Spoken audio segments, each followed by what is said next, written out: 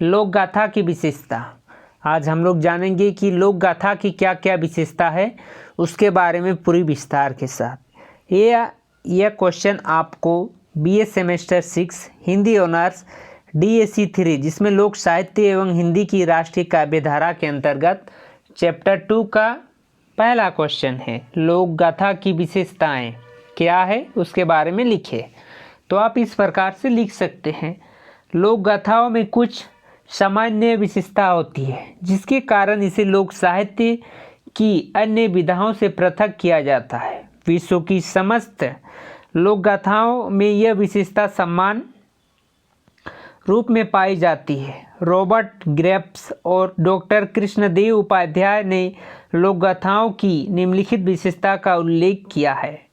पहला है अज्ञात रचनाकार, दूसरा प्रामाणिक मूल पाठ की कमी, तीसरा संगीत तथा नृत्य की सहचार्य एवं सहयोग, चौथा है स्थानीयता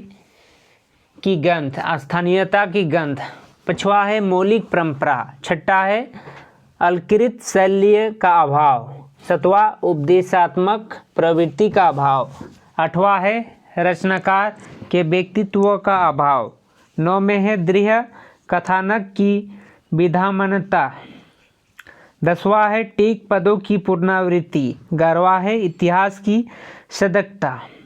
इन विशेषताओं में तीसरी विशेषता संगीत एवं नृत्य की सहचार्य एवं सहयोग को भारतीय लोक गाथाओं में नृत्य का समावेश न होने के कारण सामान्य विशेषता नहीं कहा जा सकता है। इसी प्रकार उपदेशात्मक प्रवृत्ति का अभाव विशेषता भी भारतीय लोक गाथाओं पर पूर्णता घटित नहीं होती है। ब्रज प्रदेश की लोक गाथा सरवर नीर से माता पिता की सेवा, देशभक्ति, विशुद्ध प्रेम आदि उपदेश मिलता है। अन्य विशेषता की संख्या में वृद्धि मात्र है। भारतीय लोक गाथाओं में निम्नलिखित सामान्य विशेषता होती है। पहला है रचनाकार और रचनाकाल का अज्ञात होना, दूसरा है सामूहिक व्यक्तित्व की समाहित, तीसरा लोकखंड का अवस्थित और उत्पन्न, चौथा है दृढ़ कथानक की अभिव्यक्ति एवं उनकी ऐतिहासिक सदकता, पांचवा है लोक बोली, मुहावरों, कहावतों और अलंकारों का प्रयोग, छठा है गहनता लेकिन शास्त्रीय संगीत का अभाव, सातवां है लोक छंद और उसमें तुक की लापरवाही, 8 में है आदर्श मुख प्रवृत्ति, 9 में भावनात्मक और कल्पनागत सरलता का अधिक्य, 10वां में है यथार्थ चित्रण का प्रधानतया, चेतनापूर्वक लाई जाने वाली कलात्मक तथा वर्जाल या अनावश्यक सामग्री का अभाव, 11 में है रचनाकार और रचनाकार का अज्ञात होना। संसार में अनेक लोक कथाएँ गाई जाती है लेकिन उसमें रचनाकारों और रचनाकार के सामने अब तक प्रश्न चिन्ह लगा हुआ है। ब्रज प्रदेश में हीर रांझा, ढोल सरवन, नीर महादेव की बेहुलो, राधाचरण की ढोला आदि अनेक लोक कथाएँ हैं लेकिन इनके रचनाकार अज्ञात है। या तो सर्वमान्य है कि लोक कथाएँ किसी एक व्यक्ति अथवा समूह द्वारा ही रचित की गई है, लेकिन प्रश्न यह है कि इसमें रचनाकार का नाम क्यों नहीं है। मेरा मत तो यह है कि इन रचनाओं में रचनाकार का नाम का छाया अवश्य होता होगा। लोक गाथाएँ लोगों के कंठ पर बढ़ती घटती अथवा सुधरती हुई जीवित होती है और ये इतना परिवर्तित हो जाती है कि वे किसी एक व्यक्ति द्वारा रचित प्रतीत नहीं होती। इसी अंतर में रचयिता का नाम भी रचना से समाप्त हो जाता है और रचनाकार का व्यक्तित्व भी सामूहिक व्यक्तित्व में परिवर्तन हो जाता है। रॉबर्ट ग्रेप्स के अनुसार रचनाकार अपनी रचना में है समझता है, यही कारण है कि वह उस समाज में प्रकट करने में संकुच जाता है। इस तत्व में कोई बल नहीं है रचना समाज में इतना सम्मान नहीं पा सकता है। जन समुदाय में उन्हें सुनने के लिए श्रोताओं की आभार भीड़ एकत्रित होता है। यह उनकी लोकप्रियता का प्रमाण है। लोक गाथाओं में प्राचीन समाज का चित्रण अवश्य हुआ है, जिसमें उनकी प्राचीन का अनुमान अवश्य लगाया जा सकता है, लेकिन उसमें उनका निश्चित रचनाकार निर्धारित नहीं किया जा सकता है। दूसरा, सामूहिक व्यक्तित्व की समाहिति। या तो निश्चित है कि लोक कथाएं किसी व्यक्ति की रचना होती है, लेकिन उसमें रचनाकार के व्यक्तित्व की झलक नहीं होती है। लोकखंड की खरात पर चलते चलते रचनाकार का व्यक्तित्व विलीन होकर सामूहिकता प्राप्त कर लेता है। लोक कथाओं में मैं का तो नितांत अभाव रहता है। इन संबंध में घूमर ने अपने विचार प्रकट करते हुए लिखा है कि परंपरा, विषय प्रधानता तथा व्यक्तिहीनता से युक्त इन गाथाओं में कथानक भी होता है। मौलिक परंपराओं के साथ वर्ण विषय की प्रधानता होती हुए भी व्यक्तित्व का पता नहीं चलता है। वस्तुतः शिक्षित और काव्य शास्त्र के नियमों की ज्ञाता कवियों की अलंकृत कृतित्व में कवियों का व्यक्तित्व का झलक होता है। इसी व्यक्तित्व के निजीपन के कारण उसकी रचना अन्य कवियों से पृथक होती है। लोक कवि संपूर्ण समाज में आत्मवत समझता है, इसीलिए उसके व्यक्तित्व में सामूहिकता की झलक होती है। उनकी वाणी में निजीपन नहीं होती। उनकी भाषा लोक बोली होने के कारण जन समुदाय द्वारा शीघ्र ही अपना ली जाती है। तीसरा, लोकखंड पर अव्यवस्थित और उत्पन्न। लोक कथाएं लोकखंड पर अव्यवस्थित होती है। आजकल शिक्षा के प्रसार तथा लोक साहित्य के अध्ययन पर बल देने के कारण उन्हें लिपिबंद कर लिया गया है। आधुनिक लोक कवियों ने भी लोक गाथाओं अपनी लेखन से पुण्य रची है, लेकिन वे इतनी लोकप्रिय नहीं है जितनी लोकखंड पर अवस्थित लोक कथाएं। हमारे वेदकालीन साहित्य भी मौलिक था। वेदों की शिक्षा शिष्य उनके श्रवण में ही प्राप्त करते थे, इसीलिए उन्हें सुरती कहा जाता था, यानी कि सुन के प्राप्त करते थे। यह साहित्य उस समय लोकप्रिय था। लोक गाथाओं की लोकप्रियता का भी वही रहस्य है। जो साहित्य जितना लोकखंड पर अव्यवस्थित रहता है उतना ही लोकप्रिय होता है। सिजविक ने लिखा है कि यदि किसी लोक कथा का अपना लिपिबंद कर दिया जाए तो यह निश्चित है कि वह अपने आप उसकी हत्या करने में योग्य कर दिया। लोक साहित्य में अवरुद्ध होता ही उसका विकास, गति, परिवर्तन और परिवर्तित अवरुद्ध हो जाता है। लोक गायकों में लोकखंड से उत्पन्न होने का अर्थ है कि इसका निर्माण लोक इकाई होता है और जन समुदाय की एक पीढ़ी से दूसरी पीढ़ी का अवतरण होती रहती है। इसका जन्मदाता और धात्री लोकखंड ही है। लोकखंड रूपी यान पर चलते चलते या दूसरा क्षेत्र को जाती है, वहाँ उसमें धन स्थानीयता का गंध आ जाता है। वहाँ के लोक गायक भी इसमें कुछ परिवर्तन कर लेते हैं। इस परिवर्तन के रूप में वस्तु दोनों ही परिवर्तन सम्मिलित है, लेकिन लोक गाथा के मूल स्वरूप में कोई परिवर्तन नहीं होता। लोक गायकों की आचार विचार, रहन सहन तथा उनके अभिव्यक्ति की शैली का अभाव अवश्य पड़ जाता है।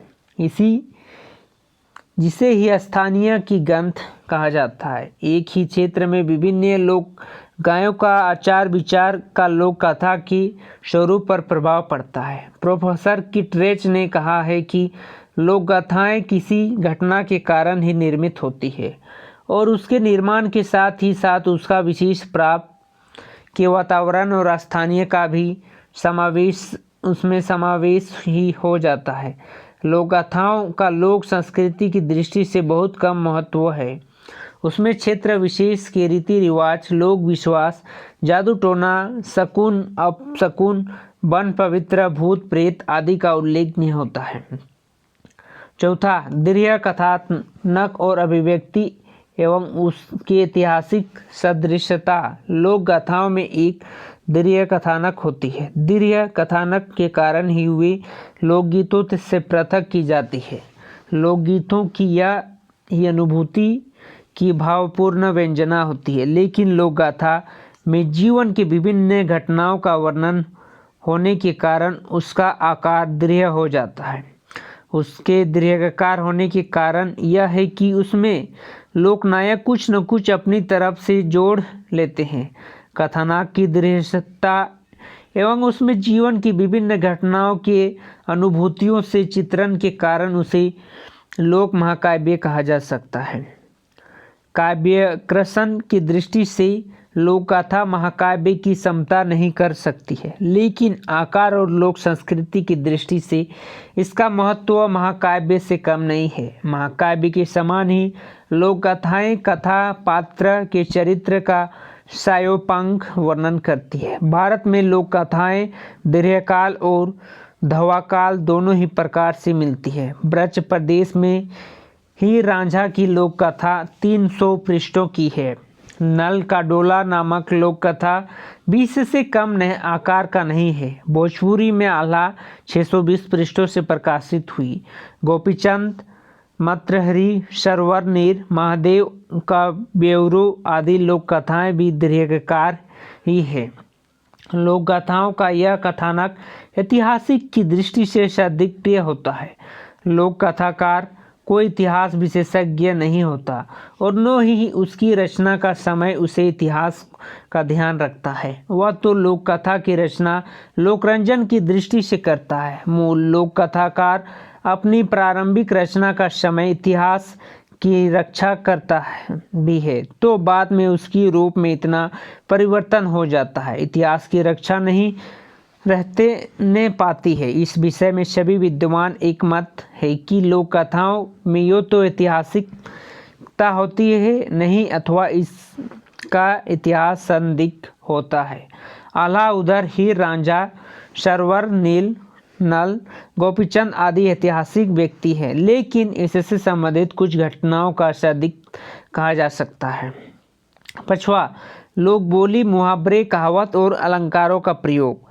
एडसन्स ने शैली की दृष्टि से महाकाव्य को 2 वर्गों में विभाजित किया है। पहला अलंकृत काव्य, दूसरा सर्वदृत काव्य। अलंकृत काव्य काव्य शास्त्र के नियमों के ज्ञाता शिक्षित कवि का काव्य रस छंद अलंकार आदि की सृष्टि से यह काव्य बहुत पुष्ट होता है। सर्वदृत काव्य की रचना युग में विभिन्न कवियों के द्वारा की जाती है। लोक कथा को इसी वर्ग में रखा जा सकता है। लोक कथाकार अशिक्षित और काव्य शास्त्र के नियम से अनभिज्ञ सहृदय प्राणी होता है, इसीलिए वह आप अपने कृतित्व में लोक बोली, लोक जीवन से उठाए गए अप्रस्तुत तथा लोक संस्कृति से प्रभावित मुहावरे एवं लोकोक्तियों का प्रयोग करता है। इस दृष्टिकोण से लोक गाथाओं के सौंदर्य का सहज और स्वाभाविक कहा जा सकता है। अलंकारकृत काव्य के सामान्य इसमें कृत्रिमता नहीं होती है। अलकृत काव्य और लोक कथा में वही अंतर है जो अंतर एक उद्यान एवं वनस्थली के विकसित पुष्प में होता है। यह माता और शिशु का वार्तालाप के समान सरल होता है। पंडित रामनरेश त्रिपाठी ने ग्राम गीत को हृदय का धन तथा महाकाव्य को मस्तिष्क का धन कहा है। लोक कथाओं लोक में निर्मित और अपरिवर्तित होता है, इसीलिए उसमें लोक बोली, लोक विश्वास, रीति रिवाज, मुहावरों, कहावत एवं लोक जीवन से उठाए गए अप्रस्तुत का प्रयोग होता है। 6. गैता लेकिन शास्त्रीय संगीत का अभाव। लोक कथाएं गेय होता है, लेकिन इसमें शास्त्रीय लिखित संगीत के नियमों का पालन नहीं होता है। अंग्रेजी में वेलट संवत स्वर्ण में नृत्य और संगीत के साथ गाए जाने वाले गीतों को कहते हैं। रॉबर्ट ग्रेस ने लोक कथाओं को उत्तेजना और पुनरावृत्ति मूलक संगीत के अभाव में अधूरा कहा है। अंग्रेजी लोक कथाओं में नृत्य का भी समावेश होता है। लोक गाथाएं संगीत के कारण ही लोकप्रिय और प्रभावतात्मक होती है। यह संगीत लोक संगीत कहा जा सकता है, जिसकी गहनता शास्त्रीय संगीत से भिन्न है। लोक भाषा में संगीत के समावेश के कारण ही लोक गायक उन्हें झूम झूम कर भावपूर्ण मुद्रा में गाते हैं। यह संगीत स्वर के उतार चढ़ाव पर अधिक निर्भर करता है। आह्लाद गीत के समय भावों की ओज के साथ लोक गायक के स्वर में भी ओज आ जाता है। उसके हाथ और पैर की गति उत्पन्न हो जाती है, आंखें ऊपर चढ़ जाती है, वह ढोलक की ओर अधिक तेज से बजाने लगते हैं। इसी प्रकार वह श्रोताओं में वीर रस जगाकर गायन को प्रभावात्मक बनाता है। गोपीचंद और भर्तृहरि की लोक कथाओं में करुण पूर्ण भावों के हृदय के साथ गायक स्वर परिवर्तन करके श्रोताओं को भी करुणा सिक्त कर देता है। संगीत के माध्यम से लोक कथाओं को जीवन सजीव बनाया जाता है। गाथाओं गाने के लिए बकर, बीन, सितारे, ढोलक, सतरंगी, चिकाड़ा आदि लोक वाद्य प्रयोग किए जाते हैं। लोक संगीत में टीक पदों की पुनरावृत्ति का अपना पृथक महत्व है। इनकी पुनरावृत्ति में श्रोताओं और कथाओं सुनने में आनंद आती है। सीधे साधे ढंग से गाने पर संगीत इतने प्रभावकारी नहीं होती है। टीक पदों को बार बार गाकर श्रोताओं को पर अधिक प्रभाव डाला जाता है तथा उनकी मनोरमता बढ़ाई जाती है। सतवा लोक छंद और उसमें तुर्क की लापरवाही। लोक कथाओं में काव्य शास्त्र में वर्णित छंदों का प्रयोग नहीं होता है, उसमें प्रयुक्त छंद कहा जा सकता है। लोक कवि की मात्राओं का ज्ञान न होने के कारण छंदों में मात्राओं की निश्चित संख्या नहीं मिलती है। कवि कंठ में किसी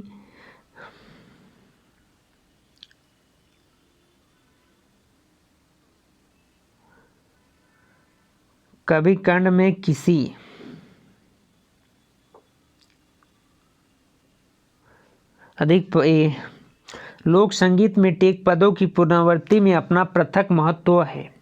उनकी पुनरावृत्ति में श्रोताओं को लोक कथाएं सुनने में आनंद आती है। सीधे साधे ढंग से गाने पर संगीत इतना प्रभावकारी नहीं है।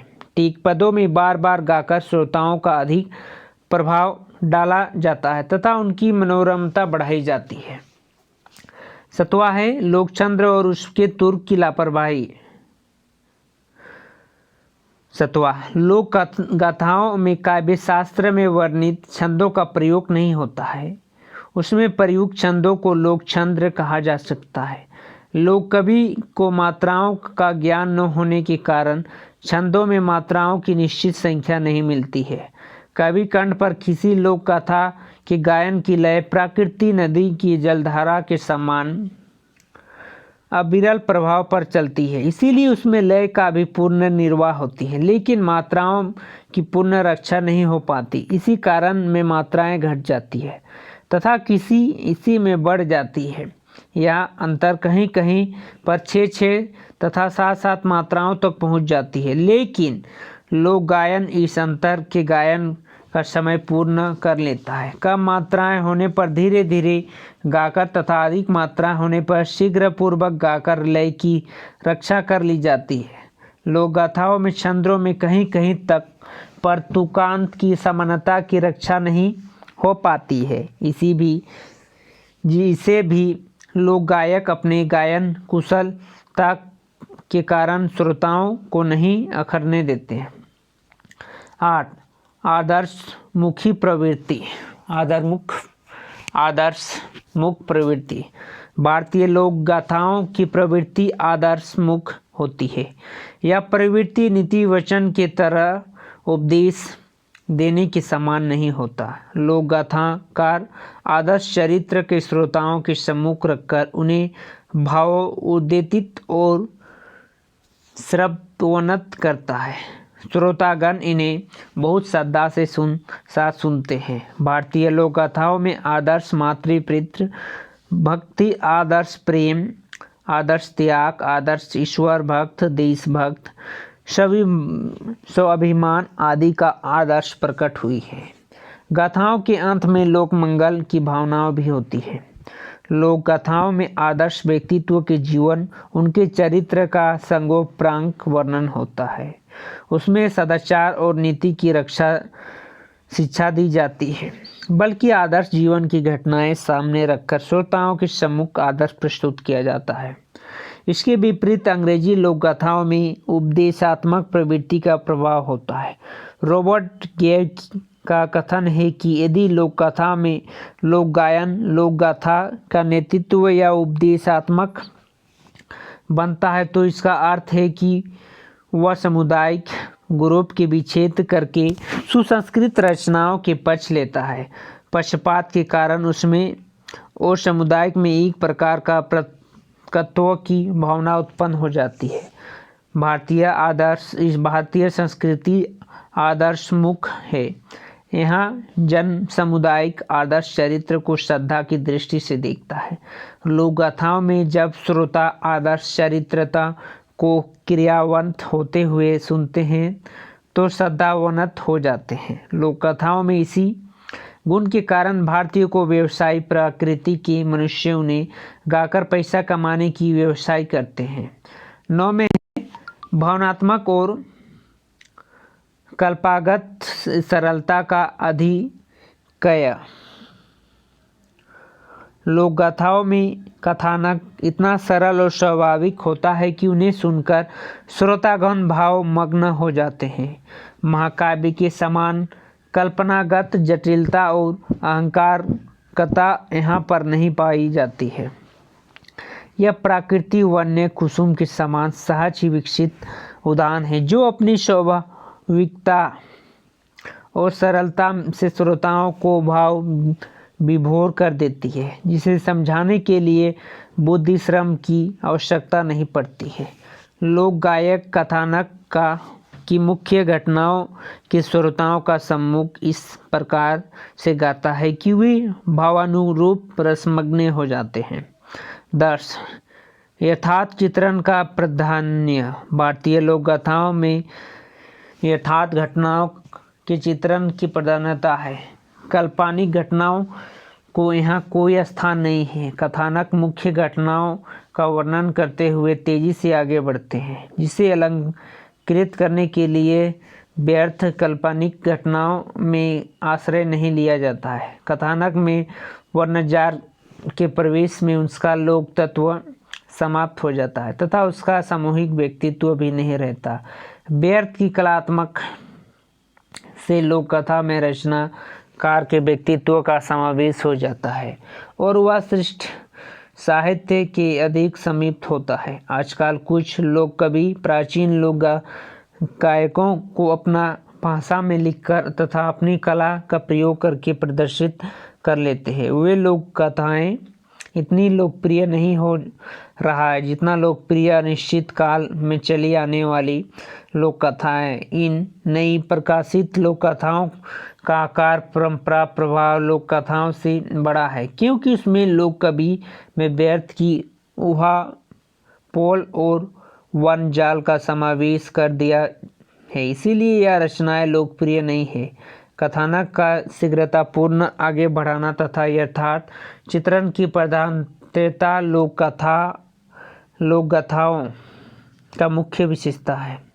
ये थे हमारा लोक कथाओं की मुख्य विशेषता क्या क्या है। लोक कथा की मुख्य विशेषता क्या क्या है, जो कि BA semester 6 Hindi honours DAC 3 लोक साहित्य एवं हिंदी की राष्ट्रीय काव्य धारा के अंतर्गत चैप्टर 2, जिसमें लोक साहित्य के प्रमुख रूप का पहला प्रश्न है लोक गाथा की विशेषता क्या है, उसके बारे में आज हम लोग इसमें जाने।